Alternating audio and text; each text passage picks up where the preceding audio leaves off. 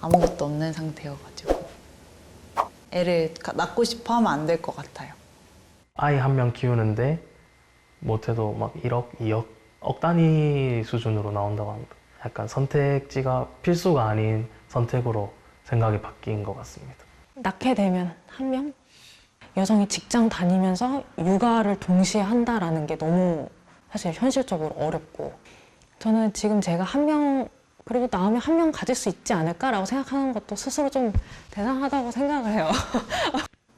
저도 아이를 가지고 싶긴 하지만 현실적으로는 뭐 둘 이상은 좀 힘들 것 같고 또 그렇다고 하나만 갖자니 그 한 명한테 좀 못할 짓인 것 같기도 하고 이럴 거면 아예 안 낳는 것도 방법이지 않을까라는 생각도 하기도 하고요.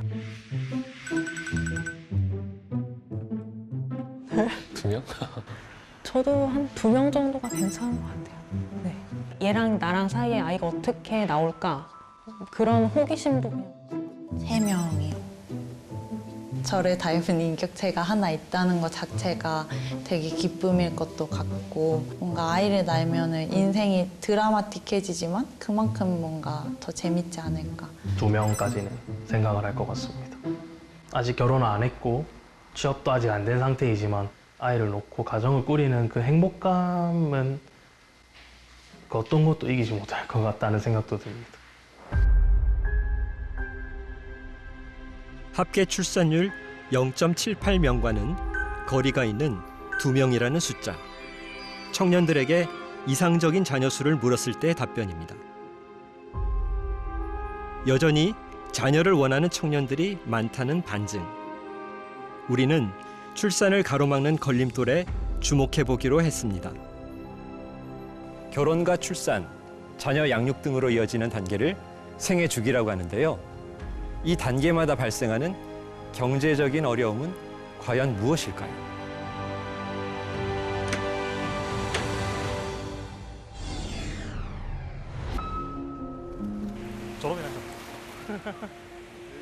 치열한 입시 경쟁 뒤 대학만 가면 조금 편해질 줄 알았던 20대 청춘들. 하지만 현실은 녹록지 않습니다. 결혼할 수 있을까? 얼마 전 대학을 졸업한 민석 씨. 그에게도 어김없이 취준생이라는 이름이 뒤따랐죠. 제 친구들을 통해서 봤을 때 한 3년에서 4년 정도 걸리는 분도 있고 솔직히 주변에서 취업을 하고 일을 하고 있는 친구들도 있고 해서 지금도 좀 취업에 대한 스트레스를 받아가면서 좀 지내고 있습니다. 아르바이트와 취업 준비로 바쁜 나날들. 가정을 이루고픈 꿈은 뒷전이 됐습니다. 결혼 자체에 대한 그 막막함 때문에 출산에 대해서는 아직 그렇게 깊게 생각을 안 해봤습니다.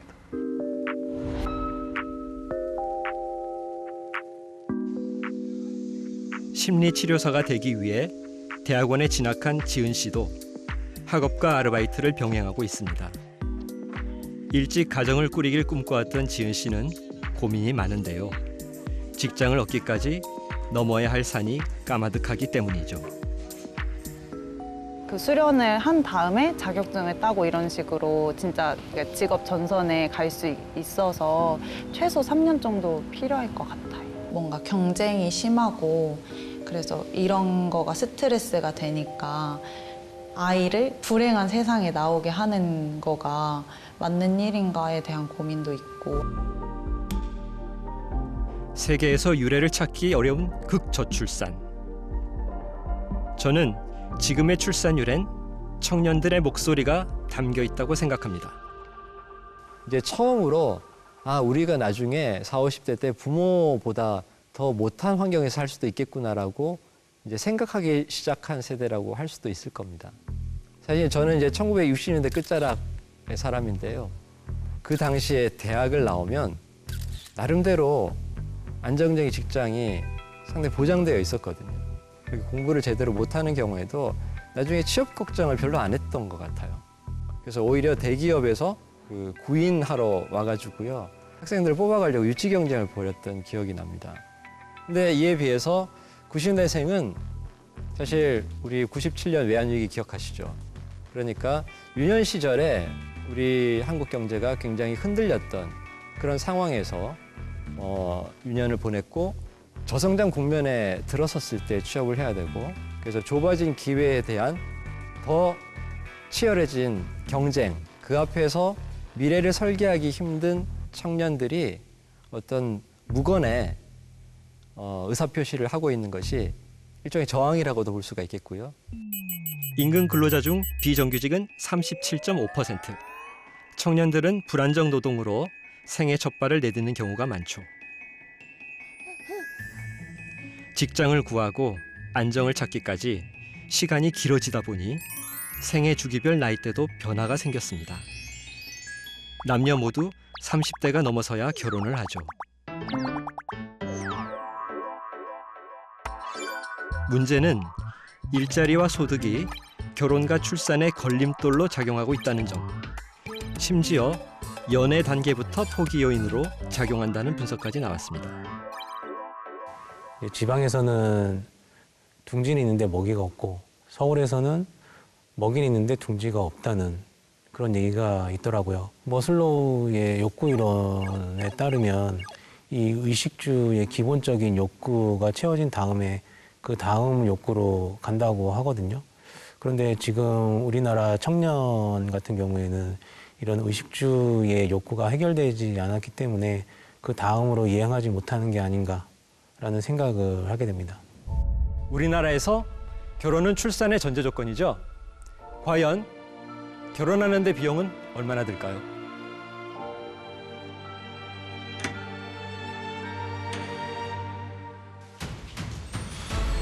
예비 신부를 보고 입을 다물지 못하는 태환 씨. 동갑내기인 희승 씨와 결혼을 앞두고 있죠.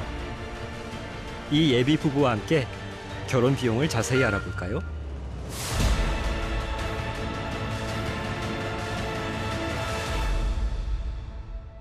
여느 청년들처럼 취업을 하고 안정을 찾기까지 쉽지 않은 관문을 지나온 두 사람. 32이라는 적지 않은 나이가 돼서야 결혼을 생각할 여유를 갖게 됐죠. 하지만 막상 결혼을 앞두고 웃을 수만은 없는 현실. 부쩍 오른 물가에 예상했던 결혼 비용을 훨씬 웃돕니다. 3,500에서 3,000 정도면 사실 할 수 있을 줄 알았어요. 근데 전혀 안 되더라고요. 요즘 물가랑. 진짜 아까 4, 5천 든다는 게 저는 맞는 말이라고 생각하는데 솔직히 많이 든다고 생각해요. 그게 과하게 많이. 뭐 남자 기준으로는 빠르면 뭐 27, 좀 늦어지면 28, 29쯤 이제 취업을 하게 되잖아요. 결혼을 올리는 나이가 뭐 보통 뭐 32, 33에 하고 싶어도 정말 모은 돈이 없어요, 정말로. 맞아. 뭐 1년에 뭐 1,000만 원씩 모은다고 생각을 해도 5년 모아봤자 5천이에요. 그럼 5천이면은 뭐 결혼식에 들어가는 비용 외로는 뭐 정말 아무것도 못할 수준으로 지금 다 날아가는, 그러니까 한순간에 다 이렇게 날아가는 상황이 되다 보니까. 신혼집을 알아보기 위해 나선 예비 부부. 수도권에서 신혼집을 찾고 있죠. 작년부터 집을 알아봤던 두 사람. 걱정이 이만저만이 아니었습니다.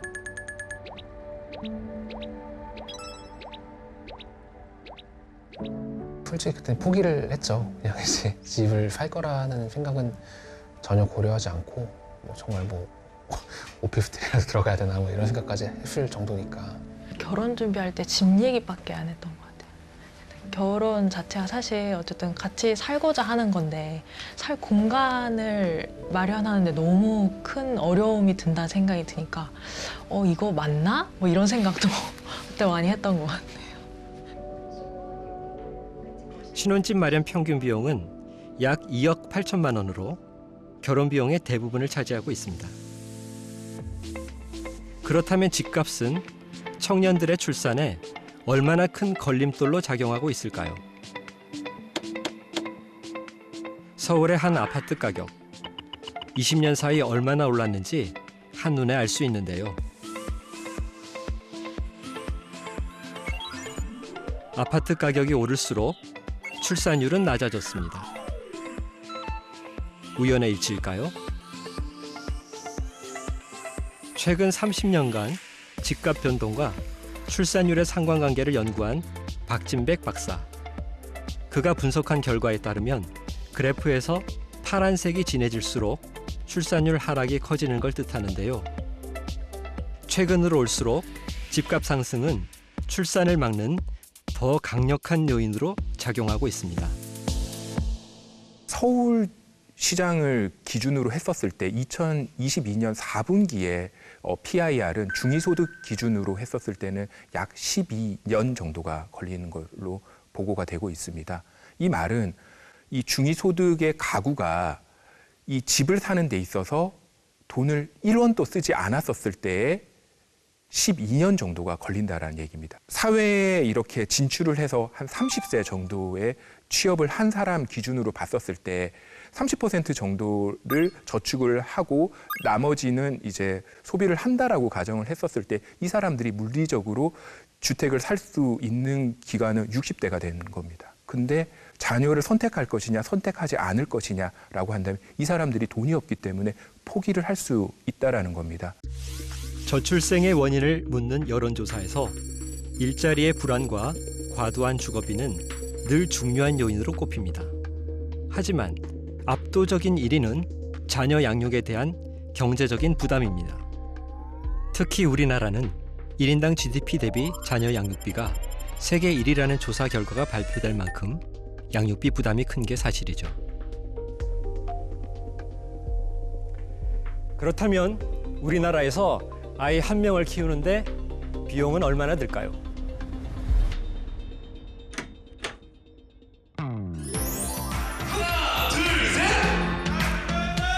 여러분 힘찬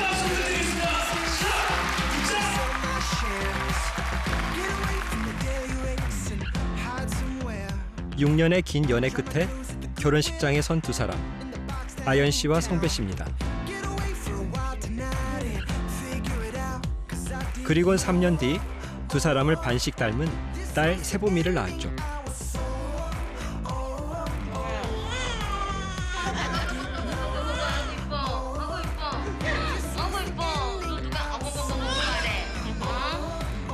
아직도 그날의 감격을 잊을 수 없습니다. 뭐지, 세범을 낳고 이제 아기를 안았을 때 좀 많은 감정이 들거든요. 근데 그런 감정을 엄마도 똑같이 느꼈을까? 약간 이렇게 좀 그런 생각이 들고, 엄마가 저를 낳았을 때가 저보다 훨씬 더 어릴 때 낳으셨잖아요. 근데 그렇게 어렸는데 뭘 안다고 이거를 이렇게 힘들게 저를 키웠을까? 약간 이런 생각이 들어서 좀 찡하기도 하고 그랬어요. 세보미가 찾아와준 순간부터 출산까지의 비용을 계산해봤다는 아연 씨. 출산과 산후조리의 비용이 생각보다 엄청 커서 좀 사실 많이 놀랐고, 근데 제가 되게 적게 낸 편이더라고요. 그래서 사람들이 어떻게 이 금액을 내고 출산과 산후조리를 하는지 사실 좀 신기했어요. 다들 정말 많은 비용을 들이는구나라고 생각을 하게 됐고. 귀여운 뚜루루뚜루 받았어 뚜루루뚜루. 이걸로 어떻게? 아이의 재롱 앞에서 하루의 피로를 잊는 두 사람. 세보미는 어느덧 18개월까지 자랐습니다.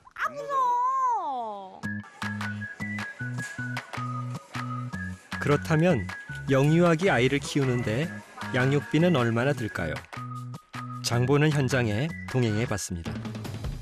특히나 채소 같은 거는 이제 무농약인지 이런 친환경 채소인지를 좀 중점적으로 보고 구매를 하고 있어요. 사실 제가 먹는 거면 그렇게 크게 상관이 없는데 아무래도 아기가 먹는 거다 보니 좀 그런 농약 같은 게 들어가면 좋지 않을 거니까 그런 거 고려해서 구매하고 있습니다. 아이가 먹는 식재료만큼은 아끼기가 쉽지 않다는 아연 씨. 제가 보통 그 마트 갈 때 한 20만 원 정도 나왔었거든요. 근데 최근에는 똑같은 그런 품목을 사도 30만 원이 훌쩍 넘더라고요. 그것만 봐도 와, 물가가 진짜 많이 올랐구나, 이거를 좀 체감하고 있습니다. 아이가 자랄수록 늘어가는 식비. 대신 장난감이나 책은 중고 거래를 활용해 아끼고 있죠. 보육료는 얼마나 들까요? 국공립 어린이집에 다니다 보니 전액 지원받고 있습니다. 아연 씨가 직접 계산해 본 월 평균 양육 비용은 약 50만 원.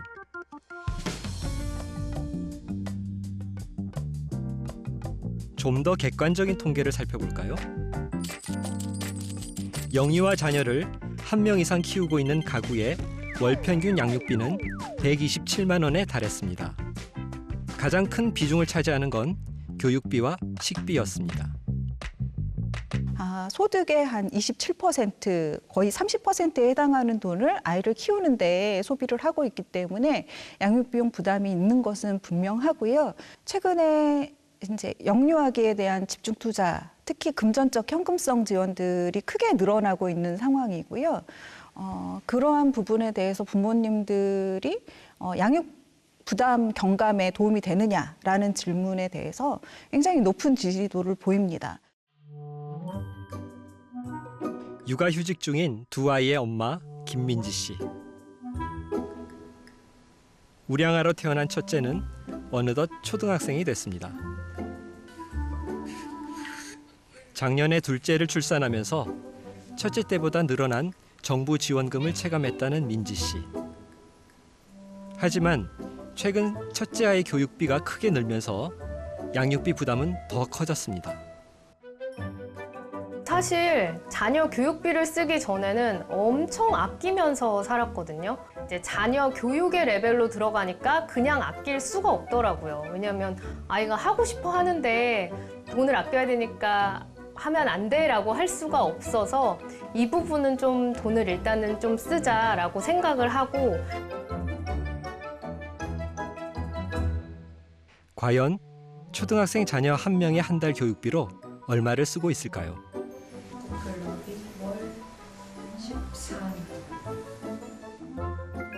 학원 3곳과 방과 후 수업까지 포함하면 총 96만 원. 요즘에는 월 100만 원 정도인데 사실 중고등학교 때는 학원비가 더 비싸진다고 들었어요. 그래서 중고등학생 때는 뭐 최대 한 200만 원까지. 학령기부터 커지는 양육비 부담. 출산엔 어떤 영향을 미칠까요? 대한민국에서 출산, 육아에 드는 비용을 분석해 보기로 했습니다.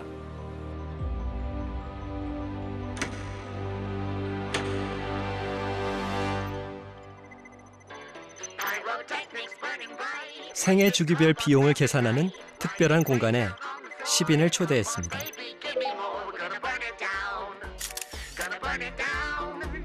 20대 미혼 청년들부터 자녀를 키우고 있는 다양한 연령대의 부모들까지.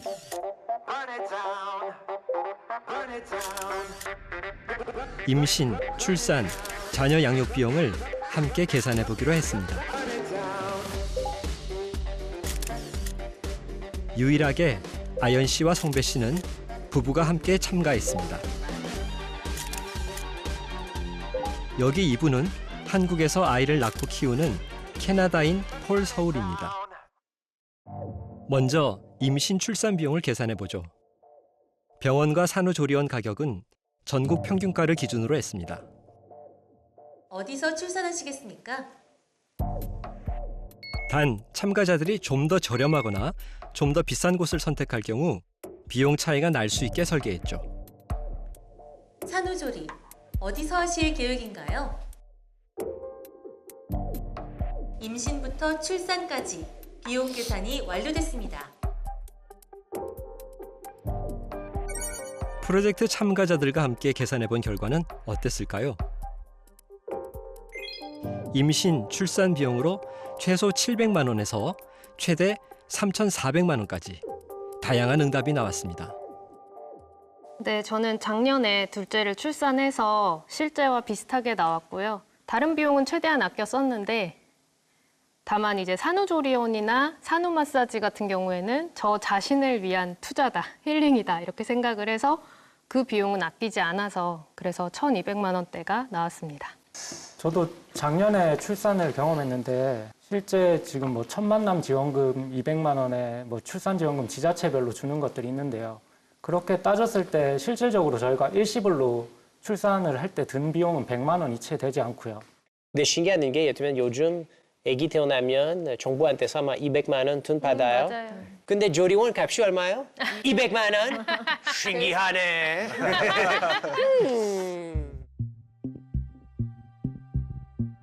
이제 본격적으로 자녀 1인당 양육 비용을 계산해 볼 차례. 우리는 육아정책연구소와 보건사회연구원의 기초 자료를 토대로 제작한 분석 프로그램을 통해 양육비를 예측해 보기로 했습니다. 영유아기 유치원 어떻게 선택하시겠습니까? 영유아기 사교육을 시키시겠습니까? 사교육비 항목은 참가자들이 선택하고 생활비는 소득에 따른 조사 자료를 합산해 보기로 했죠. 고등학생 자녀의 사교육을 시키시겠습니까? 복수 선택이 가능합니다. 자녀 양육 비용 계산이 완료됐습니다. 양육비 계산이 끝난 뒤 술렁이는 참가자들.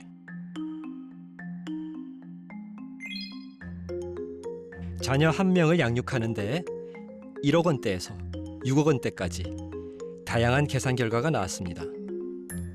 저는 1억 9,480만 원 나왔습니다. 2억 1,820만 원 정도 나왔어요. 저는 되게 그 사교육 이런 거 조금만 했거든요. 그런데도 되게 생각보다 많이 나와서 놀랐어요. 저는 1억 9천 정도 나왔는데요. 정말 베이스다, 기본이다라는 생각으로 막 하다가 예체능 비용으로 이제 미술학원비 이런 거 추가하다 보니까 몇 천이 훅 올라가는 현실에 네, 웃겠습니다. 웃음만 나오네요. 네. 저는 3억 4,755만 6천 원이 나왔습니다. 생각보다 너무 큰 금액이어서 놀랐고 이걸 보니까 사교육이 굉장히 많이 부담스러운 항목이라는 거를 다시 한번 깨닫게 되었습니다. 네, 저는 2억 7,400만 원 나왔고요. 저는 이제 대학교 학비까지는 지원해 줄 생각이 있는데 이 학비도 모아보니까 꽤 많은 금액이 되네요. 1억 800만 원. 다른 분보다 제가 아주 싸게 하고 있어요. 근데 우리 아야 사랑해요. 제가 나쁜 사람일까요? 모르겠어요. 제가 그냥 현실적으로 하고 있어요. 근데 이렇게 하면 아마 아이 2명, 3명까지 낳을 수 있어요. 6억 7,407만 6천 원 나왔어요. 이 정도 나올 줄 알았어요. 학군지에서 사교육을 시키고 있고 또 열심히 시키는 입장으로서는 이 정도 충분히 나옵니다. 소득이 좀 그래도 평균보다는 많이 벌지만 굉장히 힘들게 살고 있습니다. 온전히 아이들한테 다 쏟아부어서 살고 있습니다. 저는 2억 6,600이 나옵니다. 저 젊은이들이 돼서 이 금액을 감내하라 그러면 전 절대적으로 거부하겠습니다. 그래서 지금 젊은 사람들이 왜 출산을 안 하는 이유를 이 생애 주기 비용을 계산하면서 절실히 느꼈어요. 그래서 중앙값에 해당하는 참가자의 양육비를 자세히 한번 살펴볼까요? 사교육비 부담이 큰 초중고 시기에 가장 많은 양육비를 쓰고 대학생 자녀에게도 5천만 원 이상을 지원하는 것으로 분석됐습니다. 그렇다면 부담이 되는 항목을 줄일 의향은 없을까요? 자녀 양육비를 대학교 졸업 때까지 지원할 것이다. 동의하시는 분들은 원 안으로 이동 부탁드립니다. 10사람 중 7명이 원 안으로 이동합니다. 제가 부모님한테 받은 만큼은 해주고 싶은 마음이 있어서 저희 자녀에게도 그렇게 해주고 싶은 마음이 있고요.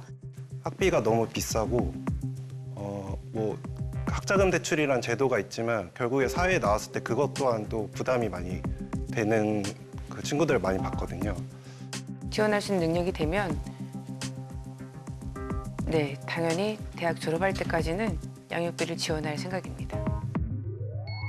대규모 설문조사 결과를 한번 살펴보죠. 대학 졸업 때까지가 51.5%, 취업 때까지 지원하겠다는 응답도 24%가 넘었습니다. 근처 이웃 중에서는 영어 유치원을 보낸다거나 좀 고급스러운 사립 유치원을 보내거나 하기 때문에 그런 것들에 대해서는 지금부터도 고민이 되고 있는 상황입니다.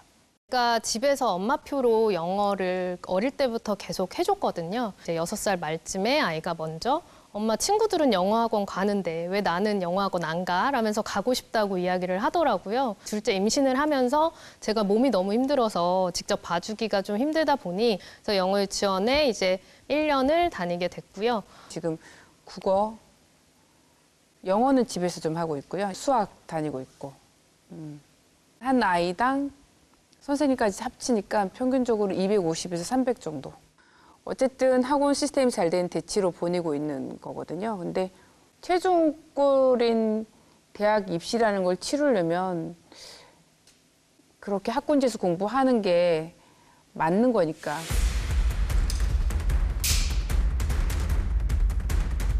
소득에 따른 사교육비는 얼마나 차이가 있을까요?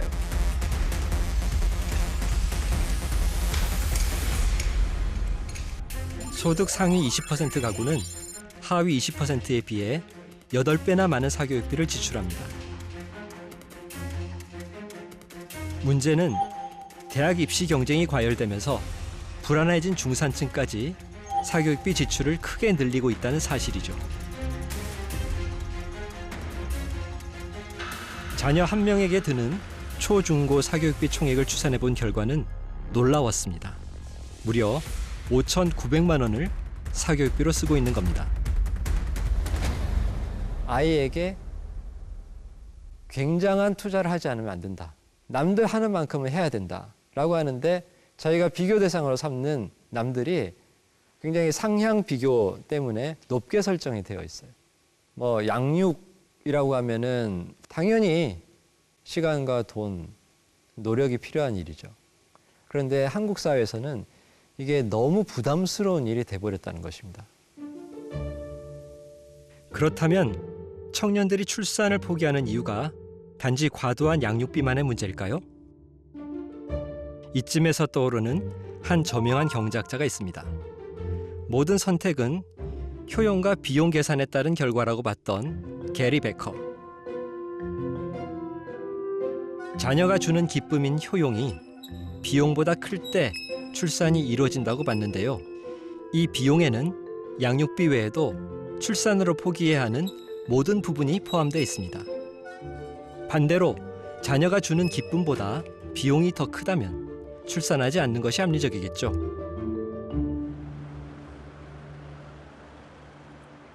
어둠이 채 가시지 않은 새벽. 잠든 아이 몰래 방을 빠져나간 아연 씨. 이제 집에서 6시에 나가야 되거든요. 그래서 지금 출근 준비를 하고 있습니다. 육아휴직을 마치고 복직한 그녀. 아이와 인사 한번 나누지 못한 채 집을 나섭니다. 어린이집 하원 시간에 맞춰 출근 시간을 당기다 보니 매일 아침 전력 질주로 하루를 엽니다.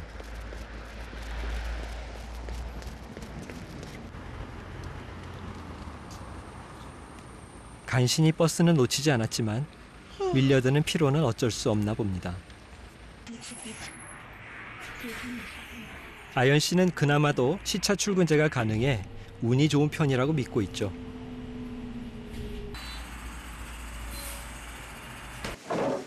아연 씨가 회사로 향한 그 시각, 성배 씨는 아이를 깨웁니다. 하원을 아내가 맡는 대신 등원 준비는 성배 씨 담당이죠. 정신 없어요. 저도 비슷하게 일어나자마자 아기 깨우고 준비하느라 사실 그래서 맨날 조금씩 늦어요. 성배 씨는 아이 어린이집 등원을 위해 재택근무를 하고 있습니다. 철저하게 아이의 등하원 시간에 맞춰 짜여진 엄마 아빠의 시간표.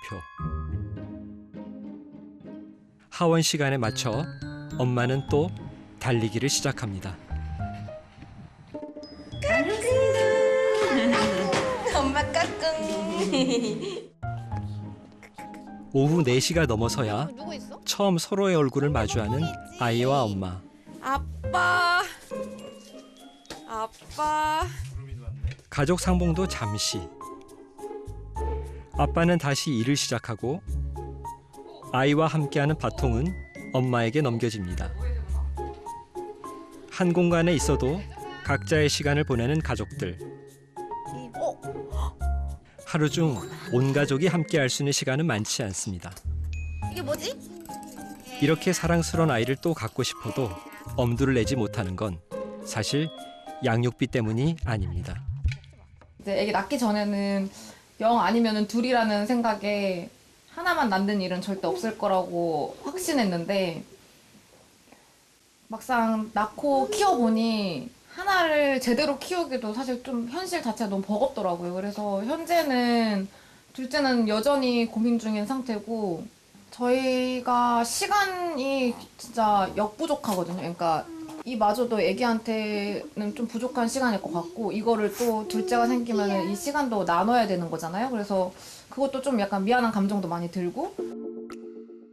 양육비는 줄일 수 있어도 시간 빈곤에 시달리며 감수해야 하는 기회비용은 스스로의 힘으로 바꿀 수 없는 출산의 큰 걸림돌이죠. 자녀 한 명당 대학 졸업 때까지 들어가는 양육비가 과도한 사교육비 때문에 무려 4억 원에 육박하는 것으로 파악됐습니다. 뉴스에서 접하는 수억 원대의 양육비. 모두가 이런 양육비를 쓰고 있는 걸까요? 우린 한 가지 이상한 점을 발견했습니다. 평균값보다 적은 사람이 다수였고 평균값과는 달리 가장 가운데에 있는 중앙값은 더 낮았죠. 표본이 작아서 생긴 일일까요?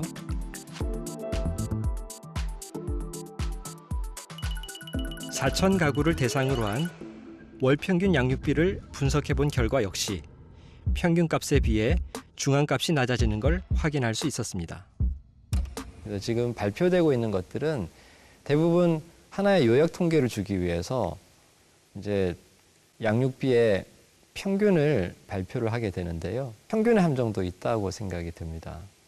근데 우리나라 소득 불평등도를 보게 되면 많은 저소득층이 있고 그리고 고소득층의 소득이 아주 높은 그런 구조입니다. 그래서 보통 사람들이 어떤 수준인가를 보여주는 그 중앙값보다 평균값이 훨씬 높게 되죠.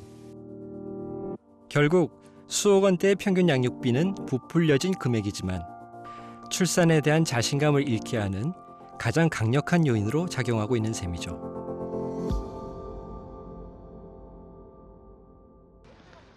웹툰 작가이자 두 아이의 엄마인 권보람 씨. 프로젝트 참가자 중 양육비를 가장 적게 쓸 거라고 답한 한 사람이죠. 엄마를 향해 달려오는 현성이와 함께 하교 후 들르는 곳은 학원이 아닌 집 근처 공터. 한창 낙엽 던지기 놀이에 빠져 있습니다. 하지만 이런 날이 오리라고는 상상하지 못했던 때가 있었죠. 욜로족이어서 네. 처음에 이제 20대 때 철이 없을 때 생각으로는 조금 애들 낳는 거는 생각이 별로 없었어요. 그랬는데 한 명을 딱 낳고 나니까 한 명만 키우는 건 아니다. 무조건 애를 낳았으면 둘은 키워야 된다라는 그런 또 관념이 있어서 네, 두 자녀를 낳았습니다. 보람 씨는 육아의 힘겨움과 행복을 동시에 그려낸 웹툰으로 큰 공감을 얻고 있죠. 이게 엄마들, 학부모들이고 엄마들이 발끝을 계속 이렇게 들더라고요. 여기 오나 미어캣이 돼 있는 거예요. 내 애만 눈에 보이는 거죠. 다른 친구들 안 보이고 눈에서 하트 발사되면서 아이를 키워보기 전엔 몰랐던 행복입니다. 퇴근 후 돌아온 아빠를 서로 안으려 쟁탈전을 벌이는 아이들.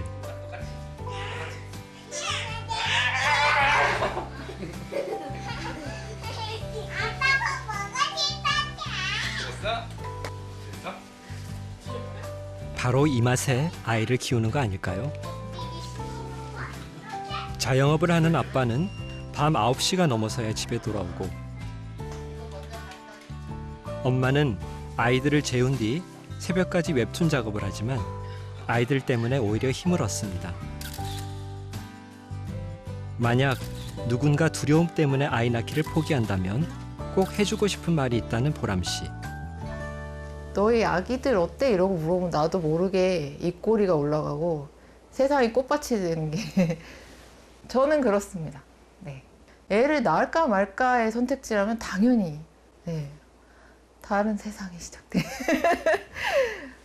그런 말은 꼭 해주고 싶어요. 세상에 살면서 아이는 꼭 키워봐야 된다고. 효용과 비용 이론 기억하시죠? 우리는 프로젝트 참가자들에게 마지막 질문을 던졌습니다. 나는 아이로부터 얻는 효용감이 양육 비용보다 더 크다고 생각한다. 아이를 가지면서 또 삶이 많이 바뀌었어요. 이게 저한테도 되게 뭔가 삶이 뭐 바뀌고 제가 살아가는 원동력도 되고 또 애를 보면서 느끼는 저의 이제 감정도 되게 많아지고 정말 돈으로 환산할 수 없는 그런 소중한 행복이기 때문에 양육 비용보다는 절대 클 수가 없고 그리고 또 개인마다 이제 측정하는 그런 양육 비용이 다 다를 거기 때문에 양육 비용을 더 줄이면 되니까 그런 부분은 충분히 해결할 수 있는 문제라고 생각합니다.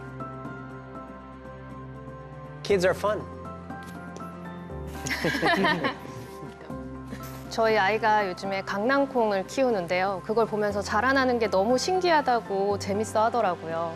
그래서 제가 이야기해줬습니다. 너가 요만한 콩알일 때 엄마 뱃속에서부터 자라서 낳고 자라나는 걸 보니 엄마는 너무 신기하고 행복하다라고요.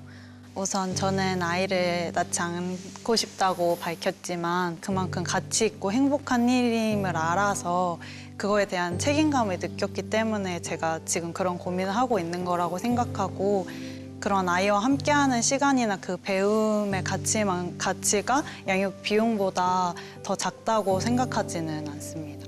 저 질문 자체가 조금 잘못됐다고 생각하는 게 저런 말이 나올 정도로 사회가 조금 아기가 주는 행복감이 어떻게 보면 당연한 거일 수도 있는데 저거를 저울질한다는 것 자체가 이렇게 해야 되나라는 생각이 들게끔 하는 질문인 것 같아서 원에 들어가지 않았습니다. 저희 세대는 어떤 효율성이나 효용성을 따지지 않고 애를 기른 적이 없어요. 그냥 낳았으니까 기르는 거고.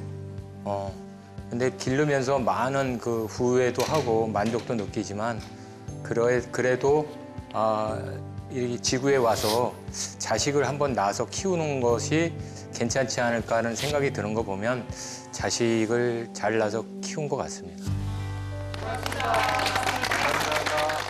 프로젝트를 마치며 모두가 떠올린 생각은 비슷했습니다.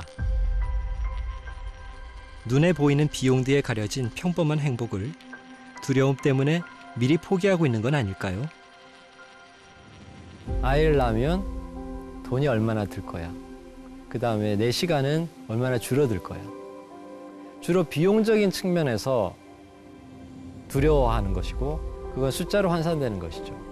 그러나 아이를 낳아서 엄마 아빠 말을 하고 그리고 아이가 성장해가는 과정을 보는 모습. 근데 이런 것들은 숫자화되기 어렵고 상당히 질적이고 무형의 것이에요. 그러면서 저는 간과되기 쉽다고 생각합니다. 저는 지금 청년들, 특히 고부담, 고강도 양육 문화 때문에 겁을 내거나 힘들어하는 청년들에게 이야기해주고 싶은 것은 충분히 좋은 부모가 될 수 있는 자질을 이미 가지고 있다는 거예요. 그래서 저는 청년들이 조금 만약에 용기를 내고 낙관적인 전망을 하면서 같이 좀 목소리를 내줬으면 좋겠다 이런 생각을 합니다. 불안정한 일자리와 높은 집값, 그리고 경쟁적인 사교육비. 출산으로 가는 끊어진 사다리를 잇기 위해선 한 가지 해법으로 불가능할지 모릅니다.